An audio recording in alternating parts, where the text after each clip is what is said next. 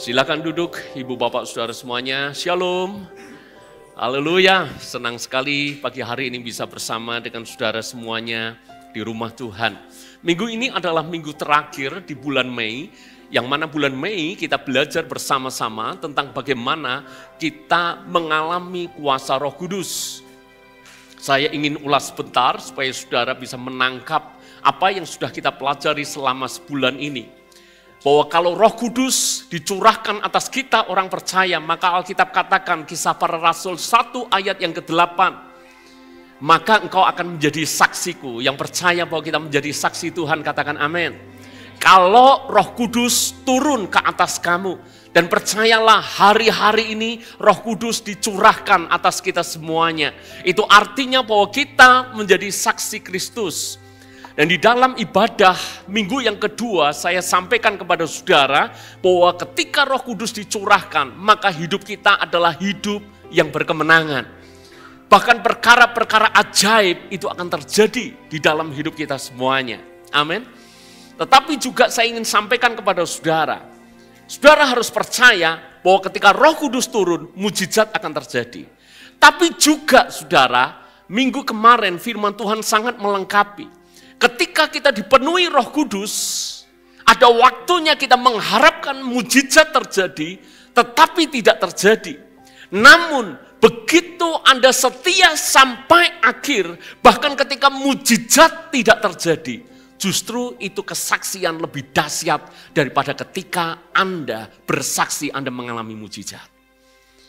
Kisah Para Rasul pasal 7, Stefanus yang penuh dengan Roh Allah, tetapi akhirnya mati karena mempertahankan imannya kepada Kristus. Dia mati sebagai martir yang pertama. Dan Anda lihat kekristenan bukannya berhenti, justru kekristenan berkembang luas. Kenapa Stefanus menjadi saksi? Artinya apa? Baik dalam hidupku maupun di dalam matiku, aku akan menjadi saksi Tuhan. Yang percaya katakan amin. Bukankah itu yang dikatakan oleh Rasul Paulus? Di dalam hidupku, di dalam matiku, memuliakan Tuhan. Kalau hidup itu artinya memberi buah, tapi kalaupun mati itu adalah keuntungan. Hari ini kita akan lanjutkan, dan ini adalah seri terakhir daripada bulan Mei tentang Roh Kudus. Hari ini kita akan belajar tentang pentingnya Anda, saya, kita semuanya punya hikmat Roh Kudus. Nanti saya akan sampaikan kepada saudara betapa pentingnya Anda, saya, kita semuanya punya yang namanya hikmat yang datang dari Roh Kudus.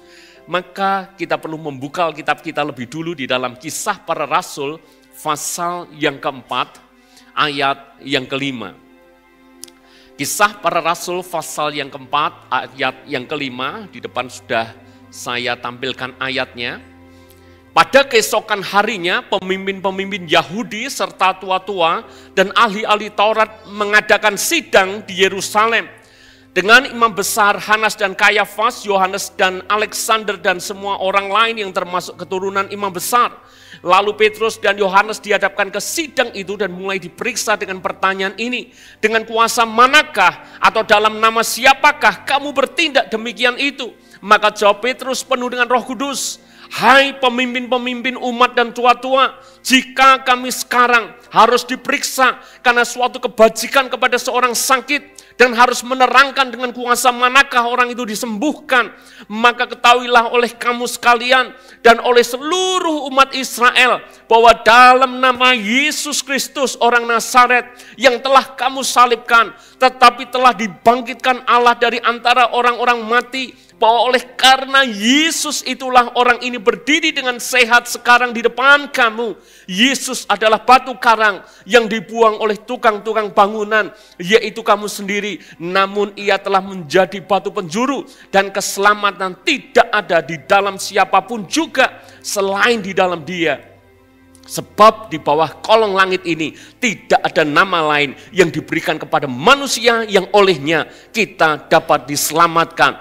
Ketika sidang itu melihat keberanian Petrus dan Yohanes dan mengetahui, perhatikan bahwa keduanya orang biasa yang tidak terpelajar, heranlah mereka dan mereka mengenal keduanya sebagai pengikut Yesus. Tetapi karena mereka melihat orang yang disembuhkan itu berdiri di samping kedua rasul itu, mereka tidak dapat mengatakan apa-apa untuk membantahnya.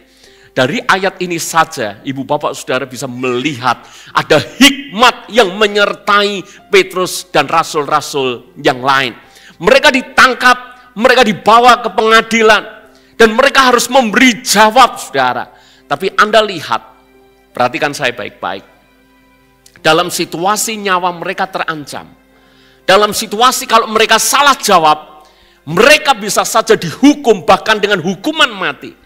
Tapi Anda lihat, porsi untuk membela diri buat mereka itu porsinya kecil.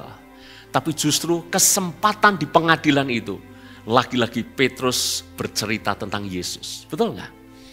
Kalau Anda tadi baca dengan teliti, murid-murid tidak membela dirinya. Malah oleh hikmat Roh Kudus, murid-murid menceritakan siapa Yesus itu. Yesus yang telah kamu salibkan, tetapi juga yang telah dibangkitkan Allah dari antara orang mati. Dan mereka juga bersaksi, tidak ada nama yang lain yang olehnya bisa diselamatkan kecuali nama Yesus. Bayangkan hikmat Roh Kudus. Dalam situasi terjepit, dalam situasi seolah-olah berat, mereka masih saja mengabarkan Injil, saudara. Amin. Itu hikmat Roh Kudus.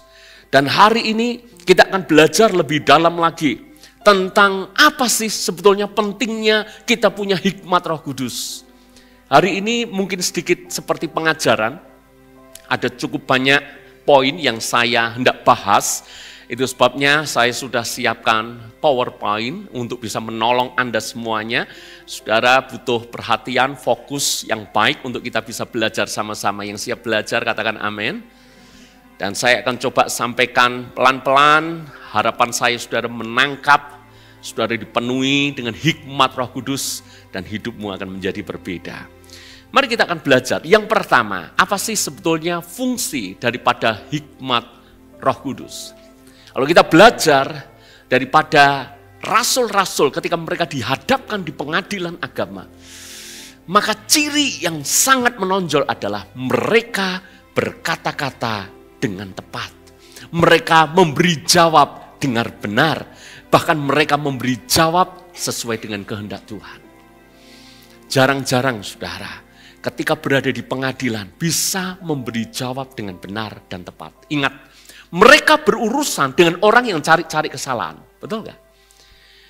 Repot kalau berurusan dengan orang yang memang cari-cari kesalahan. Kita mau kasih jawaban sebagus apapun, tetap akan ketemu titik lemah dan kesalahannya, dan itu yang diungkit-ungkit.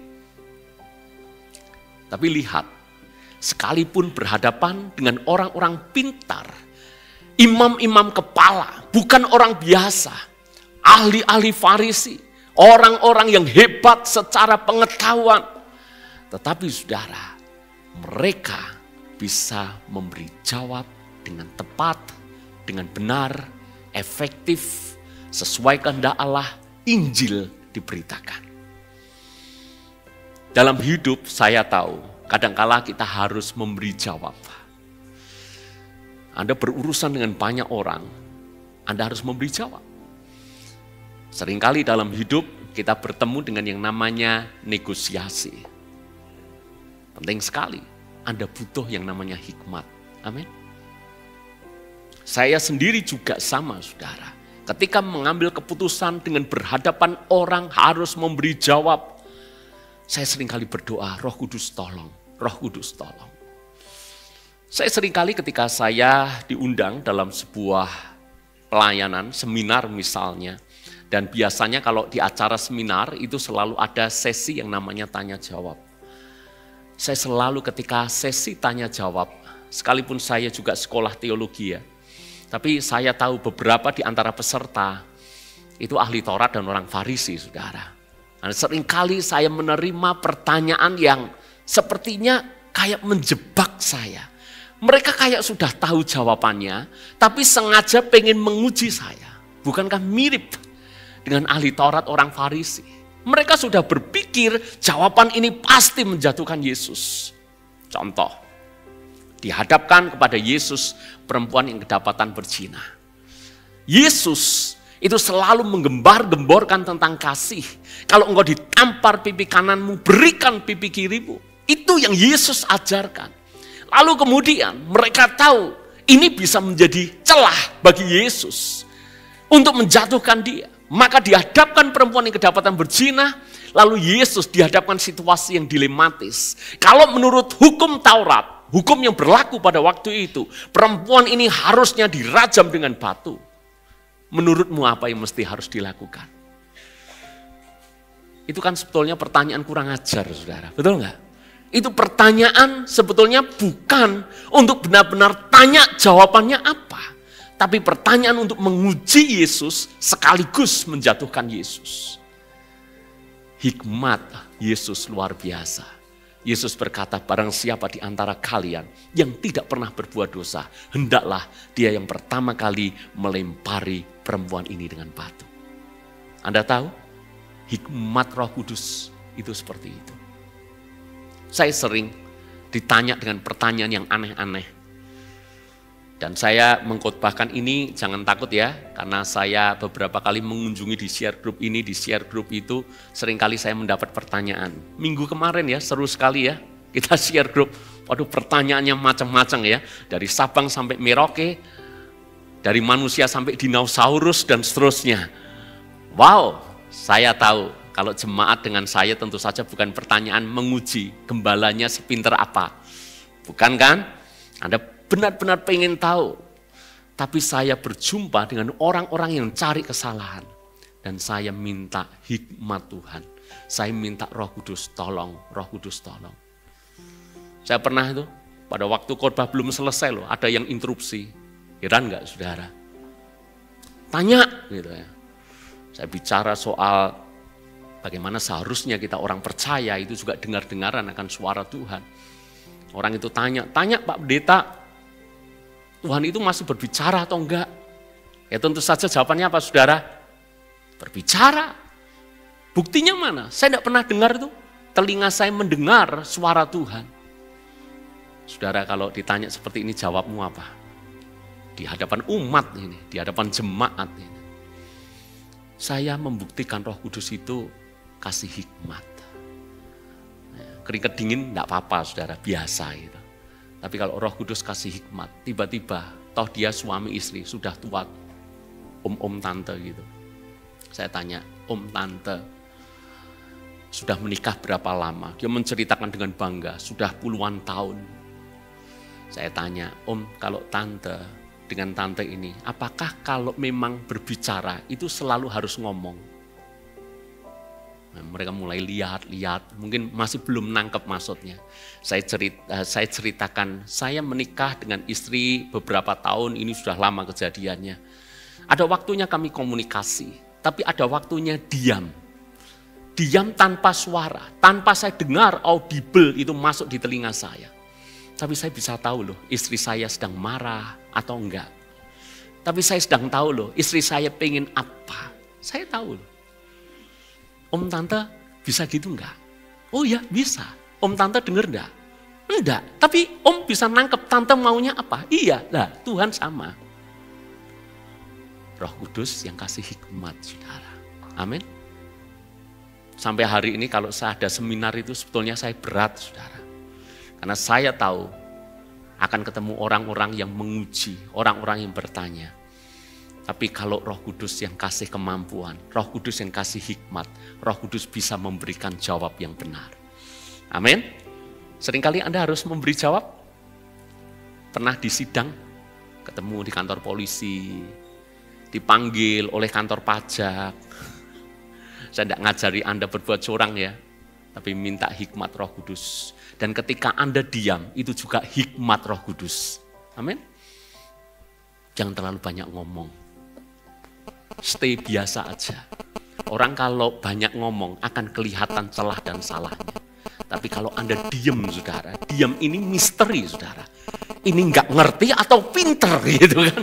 Saudara hati-hati. Kalau berhadapan orang yang diam itu sulit ditebak. Makanya saya kalau dalam komunitas pendeta-pendeta itu banyak diamnya, saudara. Supaya apa? Tidak ketahuan ilmunya. Kalau saya banyak ngomong, saya akan dinilai, oh secetek itu ya lah, saya diem aja, saudara. Supaya mereka tidak tahu ilmu saya yang sebenarnya. Tapi poinnya seperti ini, yang pertama, hikmat Roh Kudus membuat kita bisa berkata-kata dengan tepat, dengan benar, sesuai kehendak Tuhan. Amin. Yang kedua, fungsi daripada hikmat Roh Kudus yang kedua adalah kita bisa mengambil keputusan dengan tepat. Ini penting sekali. Sebab apa? Hidupmu hari ini merupakan produk dari keputusan yang Anda buat di waktu lalu. Dan keputusanmu hari ini akan menentukan hidupmu di masa depan seperti apa. Setuju dengan saya? Berarti keputusan itu sesuatu yang penting. Ada kalanya Anda berada di persimpangan jalan. Dan kalau Anda berada di persimpangan jalan, belajarlah untuk mengambil keputusan dengan benar. Mengambil keputusan dengan tepat. Dan untuk bisa mengambil keputusan dengan tepat, Anda butuh yang namanya hikmat Roh Kudus. Jangan andalkan hikmatmu sendiri, hikmatmu terbatas. Begitu Anda mengandalkan hikmatmu, yang Anda lihat itu hanya seberapa jengkal di depanmu. Tapi Roh Kudus itu melihat bahkan jauh di dalam kekekalan. Yang percaya katakan amin. Kenapa kita tidak mempercayai Tuhan yang pegang hidup kita dari sekarang sampai kekekalan? Jangan andalkan hikmat kita yang terbatas, saudara. Kita nanti akan kebentur-bentur. Kita nanti akan gagal di sana sini. Begitu kita ambil keputusan, tapi andalkan hikmat Tuhan andalkan hikmat kita yang terbatas. Anda mau pilih, apakah mau berada di pekerjaan yang sekarang, apakah mau keluar dari pekerjaan. Anda mau pilih, apakah terus menjadi karyawan, atau switch Anda jadi pengusaha. Anda mau pilih sekolah bahkan di mana. Saya selalu mendorong kepada jemaat belajar, andalkan Roh Kudus. Amin, saudara. Ya mungkin saudara akan bertanya, saya tidak pernah itu dengar Roh Kudus bilang keluar dari kerjaan ini. Enggak. Mungkin Anda tidak pernah dengar akan itu. Tapi saya percaya gini, kalau Anda mengandalkan Roh Kudus akan kasih hikmat. Roh Kudus akan mempertemukan Anda dengan orang-orang tertentu. Roh Kudus akan menghadapkan Anda pada situasi keadaan tertentu. Dan disitulah saya percaya bahwa Roh Kudus sebetulnya sedang menuntun Anda. Penting sekali kita mengandalkan Roh Kudus ketika kita mengambil keputusan. Yang hari ini mau mengambil keputusan penting, andalkan Roh Kudus. Amin.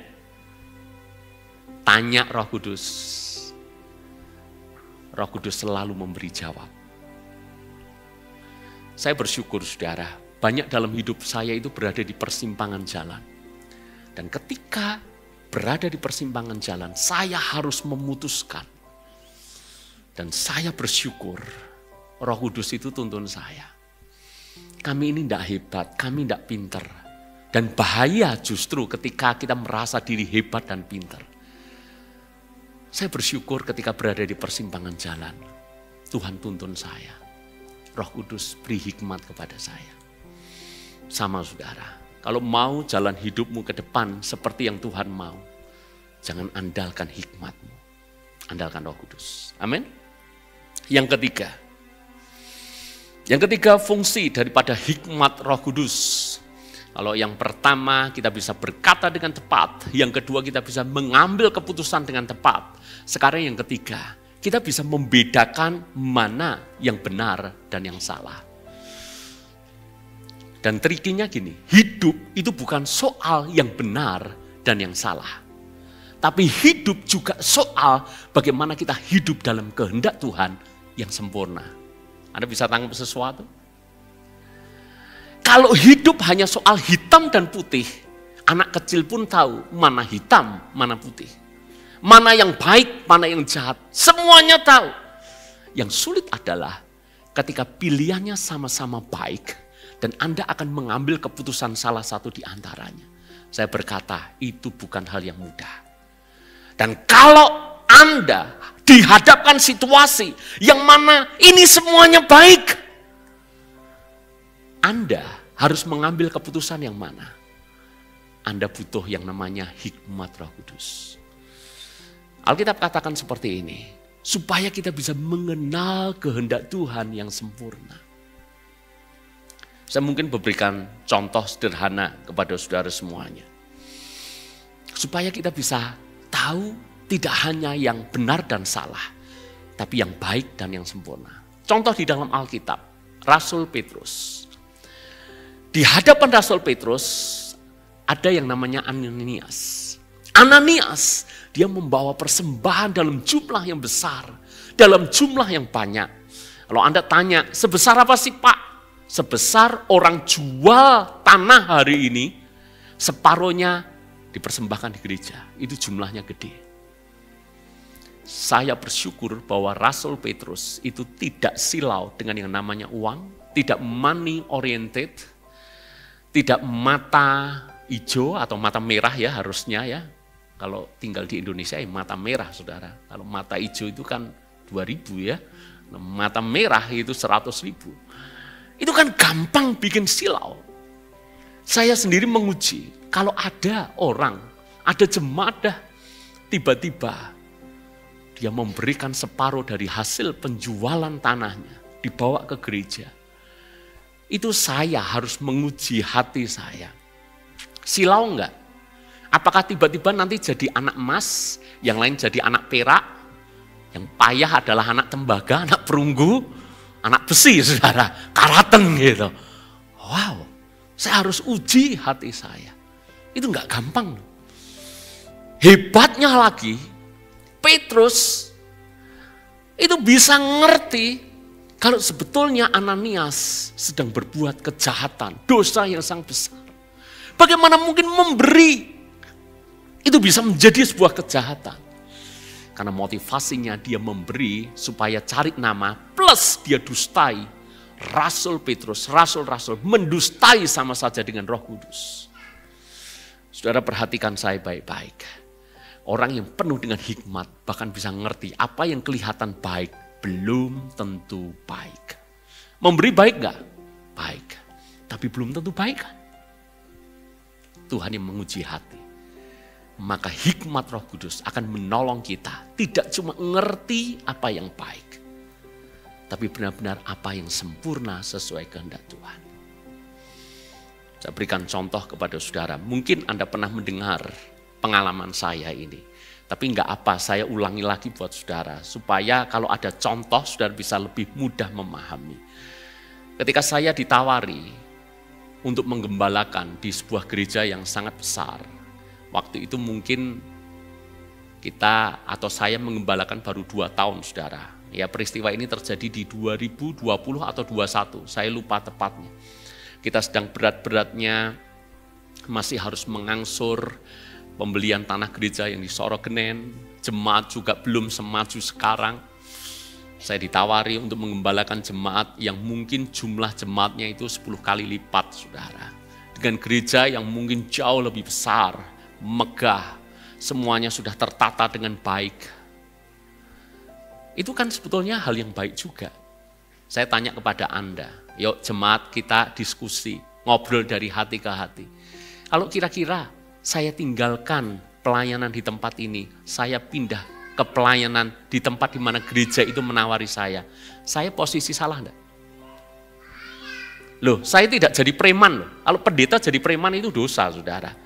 Nah ini pendeta tetap jadi pendeta. Bahkan pendeta yang dalam tanda petik kelasnya naik saudara. Di kota yang jauh lebih besar, dengan gereja yang jauh lebih megah. Juga jemaatnya jauh lebih banyak. Salah enggak? Saya bersyukur loh. Saya diberi pasangan yang enggak silau dengan kedudukan. Kalau yang manggil bugem 1.500 orang kan lebih seru ya. Betul enggak? Nah ini yang manggil bugem hanya 100-an, 150 mungkin. Betul enggak? Loh enggak salah loh. Apa salah? Enggak. Dan ini bukankah pekerjaan Tuhan? Tidak ada saya, tidak ada saya tetap jalan. Tuhan bisa gantikan dengan siapapun.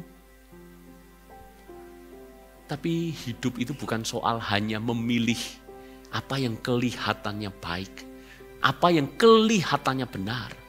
Tapi harus benar-benar benar. Dan itu butuh hikmat Roh Kudus. Untuk memberi jawab saja saudara, ya saya sebetulnya sudah memberi jawab di depan. Tapi yang minta kepada saya selalu mengulur, jangan Pak, doakan dulu. Jawabannya tetap sama enggak. Saya tetap stay aja di gereja ini. Tambah semangat sana, dia ngomong, jarang-jarang aku ketemu yang seperti ini. Biasanya baru ditawarin enggak usah doa, yes siap gitu ya. Yang ini kok macem molor mundur gitu. Tambah semangat saudara. Tapi saya bersyukur, bukannya salah, enggak salah. Tapi saya belajar mau dalam hidup menggenapi kehendak Tuhan yang sempurna. Amin. Mungkin pengalaman kita nanti beda-beda, saudara. Di antara pilihan yang baik, coba tanya, ini yang Tuhan mau apa enggak? Anak muda yang nanti akan memutuskan dengan siapa Anda menikah. Yang penting Kristen, Pak. Wow.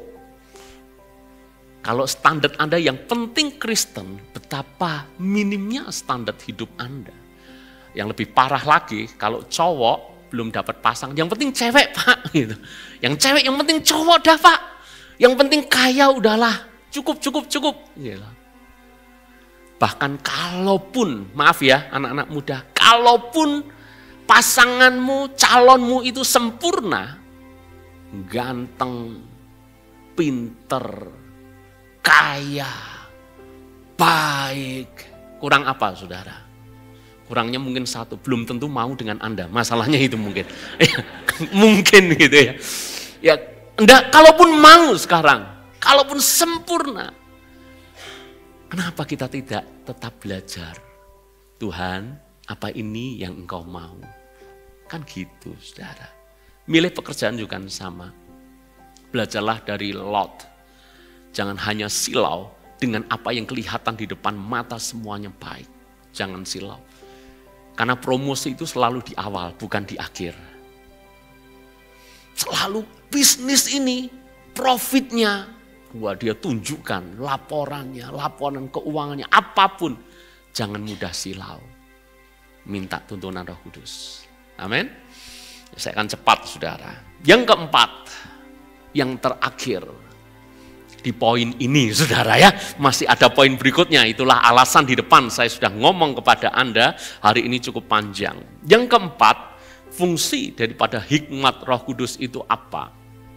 Hikmat yang terakhir adalah akan menuntun kita kepada keberhasilan. Orang-orang yang berhasil itu adalah orang-orang yang berhikmat. Dan bukan sekedar hikmat dunia, tapi biarlah hikmat yang datang daripada Roh Kudus.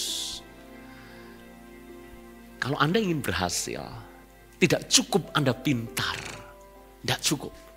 Tidak cukup Anda dibilang ini orang jenius. Ada banyak orang pintar, tetapi juga tidak berhasil. Ada banyak orang yang punya talenta, karunia, yang bahkan wow, tapi juga enggak jadi siapa-siapa. Kenapa saudara? Ada yang jauh lebih penting dibandingkan dengan semuanya itu. Hikmat. Itulah alasan kenapa Salomo bukan minta kekayaan, bukan minta keamanan, bukan minta nyawa musuh-musuhnya. Tapi yang dia minta adalah berikan aku hikmat. Hikmat itu kayak apa yang namanya ya, master key gitu, apa namanya? Kunci utama. Kan ada ya, saya tidak tahu rumah Anda, rumah saya juga tidak ada. Tapi ada konon katanya yang namanya master key. Satu kunci untuk membuka semuanya. Begitu Anda punya hikmatnya, dalam situasi apapun Anda bisa mengambil keputusan dengan benar, dengan tepat. Dan itu menuntun Anda pada sebuah keberhasilan. Kita semuanya kan banyak yang berada di marketplace. Minta hikmat dari Roh Kudus. Kalau usahamu mungkin mengalami stagnan, atau bahkan mungkin usahamu mengalami penurunan. Kenapa kita tidak berdoa minta hikmat Roh Kudus? Tuntun aku Roh Kudus. Nanti ajaib loh. Karena Roh Kudus itu kreatif. Yang percaya katakan amin. Karena Roh Kudus itu juga inovatif. Dia bisa melakukan banyak hal. Akan menolong kita semuanya. Hikmat bisa menuntun kita pada keberhasilan. Saya ulangi lagi, apa sih fungsi daripada hikmat Roh Kudus? Kita bisa berkata dengan tepat, mengambil keputusan dengan tepat, kita bisa membedakan mana yang benar dan salah, dan hikmat menuntun kita pada keberhasilan. Sekarang poin yang kedua atau poin yang terakhir, bagaimana cara kita mendapatkan hikmat Roh Kudus? Yang pertama, saudara, cari sumbernya dan bukan kuasanya. Ya, kita baca dulu satu ayat di dalam Kisah Para Rasul pasal yang ke-8 ayat yang ke-18. Saya bacakan buat saudara semuanya. Ketika Simon melihat bahwa pemberian Roh Kudus terjadi oleh karena rasul-rasul itu menumpangkan tangannya, ia menawarkan uang kepada mereka serta berkata, berikanlah juga kepadaku kuasa itu supaya jika aku menumpangkan tanganku di atas seseorang, ia boleh menerima Roh Kudus. Ada orang yang namanya Simon. Dan ketika Simon ini melihat bagaimana rasul-rasul mengadakan mujizat dengan tanda-tanda ajaib sambil menumpangkan tangan, maka yang dilakukan oleh Simon, dia berkata, berikan kuasa itu. Aku akan membelinya, aku akan membayarnya. Pikirnya Simon, kalau dia dapat kuasanya itu cukup. Cara pandang yang keliru. Cara pandang yang sama itu seringkali terjadi pada orang Kristen di gereja modern seperti sekarang. Lebih tergiur tandanya daripada pribadinya. Lebih tergiur kuasanya daripada pribadi Roh Kudusnya. Itu tidak salah, saudara. Anda tidak salah ingin mengalami kuasa daripada Roh Kudus. Tapi apa gunanya Anda punya kuasa, tapi Anda nggak punya pribadinya? Buat apa? Betul nggak? Sebab kalau yang namanya kuasa itu terbatas loh. Jangan lupa loh. Begitu Roh Kudus stop, kuasa juga selesai itu, berhenti itu. Tapi kalau Anda kejar sumbernya, Anda kejar Tuhan, Anda kejar Roh Kudus, maka kuasanya akan selalu disertakan kepada Anda. Maka contoh gambaran yang paling gampang, jangan cari uangnya, tapi coba cari mesin ATM-nya. Betul nggak? Begitu Anda punya mesin ATM-nya, turun terus, mengalir terus. Sama saudara. Banyak orang Kristen suka yang namanya sensasi. Seperti itu. Tidak salah saudara. Ya, aku nangis-nangis loh kalau di gereja. Saudara, kalau ke gereja jangan cari nangisnya. Setuju katakan amin. Tapi ada yang suka itu. Aku suka loh kalau di gereja itu. Aku suka kalau di gereja SCC. Kenapa? Kalau di gereja itu aku kok pengennya nangis terus gitu. Loh saudara, keliru loh. Cari Tuhan, bukan cari sensasi nangisnya. Kalau mau cari nangis gampang saudara. Ini mumpung filmnya masih diputar saudara. Ya, jadi film How to saya lupa judulnya. Penting bagaimana bisa dapat jutaan sebelum nenek meninggal gitu. Nah, kemarin saya ajak anak saya juga nonton karena bagus. Kalau punya anak ajak nonton aja bagus gitu ya, supaya anak enggak pudau dengan orang tua, mungkin gitu saudara ya. Ya ceritanya memang haru biru gitu ya. Saya yang pengen nangis jadi enggak nangis. Kenapa? Karena di sebelah saya nangisnya kenceng banget saudara ya. Jadi wah ini mengganggu sekali ini ya. Saya pengen berurai air mata nggak jadi nih, nggak bisa. Jadi kalau Anda cuma pengen nangisnya, nonton film itu, kemungkinan besar Anda akan nangis. Loh kalau cari nangisnya kan gitu. Lah ke gereja juga sama saudara. Loh enggak salah loh Anda nangis. Saya juga kadang-kala ngalami Tuhan itu baik. Tuhan menjamah, Tuhan melawat, kita bisa merasakan hadiratnya. Air mata keluar, enggak apa-apa. Tapi jangan yang dicari sensasi nangisnya. Cari Tuhannya. Sehingga ketika Anda enggak nangis, Anda tetap ketemu dengan Tuhan. Amin. Ketika Anda enggak merasa, kok hari ini tumben ya ibadahnya enggak greng gitu ya. Anda tahu? Kan ada orang sukanya greng gitu ya. Sukanya kalau didoakan itu geblak itu baru, wow pendetanya luar biasa. Aku kalau didoakan geblak gitu. Saya beberapa hari lalu lihat saudara, itu sampai ada orang marah loh itu. Didoakan enggak geblak, pendetanya ngeyel mendoakan sampai diplek gitu, diginiin saudara. Wah. Lah ini parah, ini pendetanya suka sensasi harus geblak. Karena banyak jemaat juga suka mantep kalau geblak. Kalau saya sih malah deg-degan, kalau bisa jangan geblak saudara, atos ini. Tunggu besok kita karpet full, bolehlah Anda kalau mau geblak. Kalau sekarang jangan. Anda yang tahu ya, yang saya maksud, bukan kita menyalahkan atau bukan itu poinnya. Ya, Anda boleh merasakan hadirat Tuhan, Anda nangis, Anda merasa ada wah nyes, oh enggak apa-apa. Tapi saya berharap cari Tuhannya, amin. Sehingga Anda dan saya tidak jadi orang yang gampang menghakimi.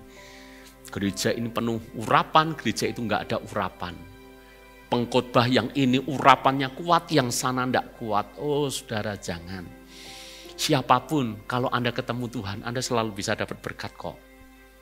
Bahkan kalaupun yang khotbah sederhana, baru belajar khotbah, kalau dasarnya Anda ketemu Tuhan, Anda tidak harus dapat sensasinya, Anda sudah dapat yang utama. Amin, saudara-saudara. Yang kedua, bagaimana cara mendapatkan hikmat Roh Kudus. Yang kedua, ya tentu saja kita harus intim dengan Roh Kudus. 1 Korintus 6 ayat yang ke-17. Tetapi siapa yang mengikatkan dirinya pada Tuhan menjadi satu roh dengan Dia. Ayat ini jelas sekali. Begitu Anda terikat dengan Tuhan, Anda satu dengan Roh Kudus, bukankah itu melekat? Betul enggak? Bukankah itu akan terimpartasi dengan sendirinya? Kalau Roh Kudus penuh dengan hikmat, Anda begitu dekat dengan Roh Kudus, Anda otomatis akan ditambah-tambahkan hikmat oleh Roh Kudus. Kan kita akan menjadi sama dengan siapa kita menghabiskan waktu. Anda akan sama dengan orang yang menghabiskan mungkin dengan banyak gosip, tiba-tiba Anda jadi penggosip. Anda tidak usah harus diajar bagaimana berpikir negatif. Anda ketemu, nempel terus dengan orang yang pesimis, dengan orang yang negatif. Anda juga sama negatifnya dengan orang itu. Kok bisa? Menular, berbagi. Bukankah hal yang sama terjadi? Kalau kita nempel dengan Roh Kudus terus, Roh Kudus adalah sumber hikmat, maka hidup saudara, hidup saya akan juga penuh dengan yang namanya hikmat. Karena itu ambil waktu keintiman dengan Roh Kudus. Ambil banyak waktu untuk berdoa. Ambil banyak waktu untuk bersaat teduh. Jangan cuekin Roh Kudus. Roh Kudus ada di dalam hatimu. Dan Dia pribadi loh, bukan sensasi. Anda bisa tangkap sesuatu? Bayangkan kalau Dia pribadi dan Anda diamkan terus. Tidak pernah diajak ngobrol, tidak pernah diajak bicara. Kira-kira perasaannya gimana? Saya pernah itu masuk ke sebuah toko. Lalu kemudian ketika saya masuk ke toko itu bersama dengan istri, saya pengen cari barang di toko itu. Tapi pelayan daripada toko itu Entah kenapa, saya memang tidak mau juga kalau sedang cari barang diikuti terus ya, dikintil terus gitu. Wah, enggak mau saudara. Itu kayaknya dicurigai, apakah saya mau ambil sesuatu, saya juga enggak suka. Tapi tentu saja saya sangat welcome. Kalau begitu masuk di toko paling enggak ditanya, ada yang bisa dibantu enggak? Mau cari apa? Kebutuhannya apa? Ya tentu saja kita open kan? Welcome kan kalau seperti itu. Tapi saya pernah punya pengalaman sama istri. Saya masuk toko itu dicueki saudara. Jadi berdiri juga enggak, asik ngobrol. Saya cari-cari apa gitu. Tapi kok rasanya enggak nyaman juga. Jadi kayaknya kita ini kayak dianggap mungkin ini enggak punya cukup duit untuk beli. Mungkin maksudnya gitu. Jadi percuma saya layani. Apakah tafsirannya seperti itu saya juga enggak tahu. Tapi dicueki itu enggak enak saudara. Dan itu membuat kami akhirnya memutuskan, cobalah ke toko sebelah.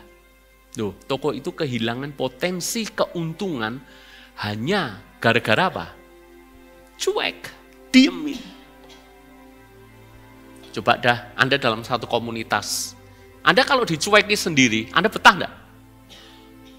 Enggak betah kan?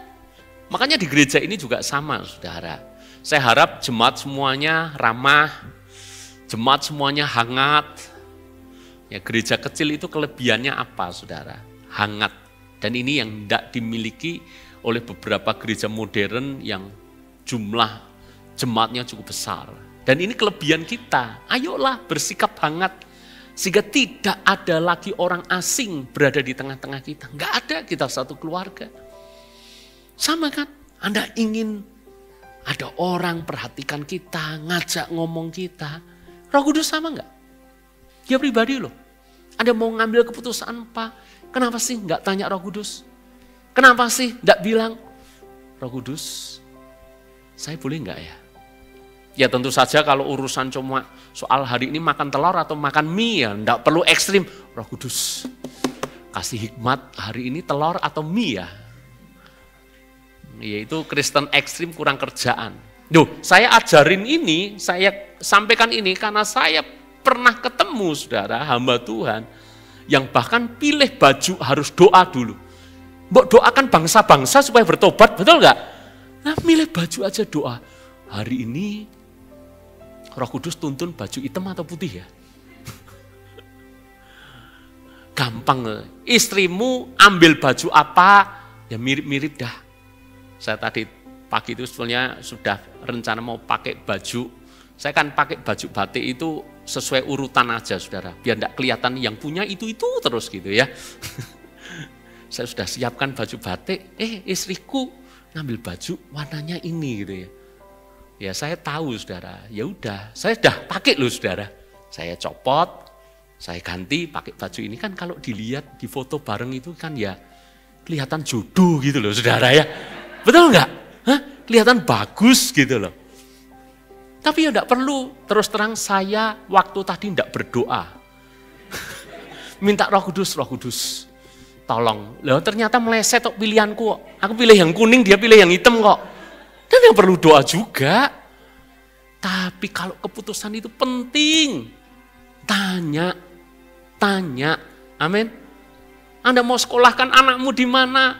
Tanya teman boleh, tanya Roh Kudus. Lebih lagi. Anda mau ambil pekerjaan apa? Tanya. Anda mau buka usaha apa? Tanya. Anda mau sekolah di mana? Tanya. Semuanya tanya, saudara. Maka kita perlu intim dengan Roh Kudus. Yang terakhir, yang ini benar-benar terakhir.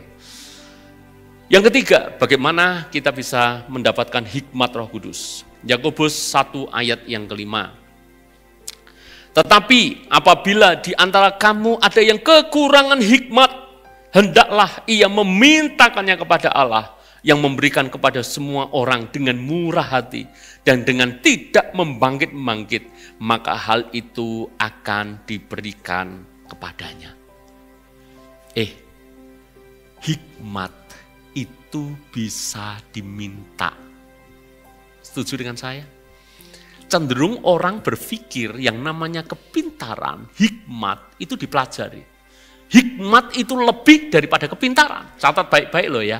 Hikmat itu lebih dari kepintaran. Hikmat itu adalah tuntunan. Tuntunan Tuhan. Ya, menyimpang sedikit, hikmat itu dari kata Ibrani hokma. Hokma itu gambarannya gini, pembuat baju imam yang harus persis mengikuti desainnya yang sudah ditetapkan buat dia. Itu hokma. Hokma itu jadi ngikuti aja tuntunannya, panduannya kayak apa. Lah, dari situ lahir kata hikmat. Hikmat itu artinya apa? Ngikuti tuntunannya Tuhan. Ngikuti pertimbangannya Tuhan. Ngikuti apa yang Tuhan mau. Itu hikmat. Makanya hikmat lebih daripada kepintaran. Yang menuntun Anda berhasil bukan kepintaran, tapi hikmat. Kabar baiknya, hikmat bisa diminta. Kalau kurang hikmat, minta. Belajar loh. Hikmat di dalamnya ada kepintaran juga. Kalau anakmu mungkin kok susah nangkep pelajaran ya. Kenapa kita tidak minta? Wong Alkitab katakan, kalau kurang hikmat, kurang pinter, doa. Minta hikmat. Memang lakukan bagian kita. Ajari anakmu, leskan anakmu. Tapi kenapa kita tidak minta hikmat? Setuju dengan saya? Anda kelola bisnis. Bisnis yang mungkin buat Anda sulit. Buat Anda ini dunia yang baru. Saya mengajak Anda melakukan hal yang sederhana. Minta hikmat Roh Kudus. Roh Kudus tuntun ya. Roh Kudus ajari ya. Dia akan membimbing kita loh. Saya sangat percaya bahwa Roh Kudus itu real, nyata. Dan bisa diminta. Contoh dalam Alkitab, Salomo. Salomo minta hikmat. Terjadi enggak? Terjadi ketika harus memberikan pengadilan dengan baik, dengan tepat, dengan benar seadil-adilnya. Salomo bisa itu. Saya bayangkan tidak mudah loh. Kalau ada dua orang ibu, tiba-tiba datang kepada Salomo, satu anak diaku anaknya. Sementara anak yang lain kan mati itu ceritanya. Mana yang benar? Waktu itu belum ada CCTV kan. Jadi nggak tahu mana yang benar-benar ibunya. Kan sulit saudara. Itu kok ya bisa ya, Salomo mengambil sebuah keputusan, memberikan putusan. Kalau semuanya pada ngaku, anak ini adalah anaknya, lebih baik supaya adil, maka anak ini dibelah dua aja. Itu kan jawaban out of the box, jawaban tidak masuk akal. Gitu. Mana ada orang yang mikir sejauh itu, senyeleneh itu. Tapi justru dengan jawaban itu, yang benar-benar ibu akan berkata, jangan, lebih baik biar diambil oleh ibu itu. Kelihatan mana yang asli, mana yang enggak. Anda lihat, hikmat itu bisa membuat kita berpikir out of the box. Minta. Amin, saudara? Mau minta? Lah wong gratis loh. Betul enggak? Anda aja ke guru les bayar loh. Lah dia ini lebih daripada guru les. Gratis. Kenapa kita tidak minta?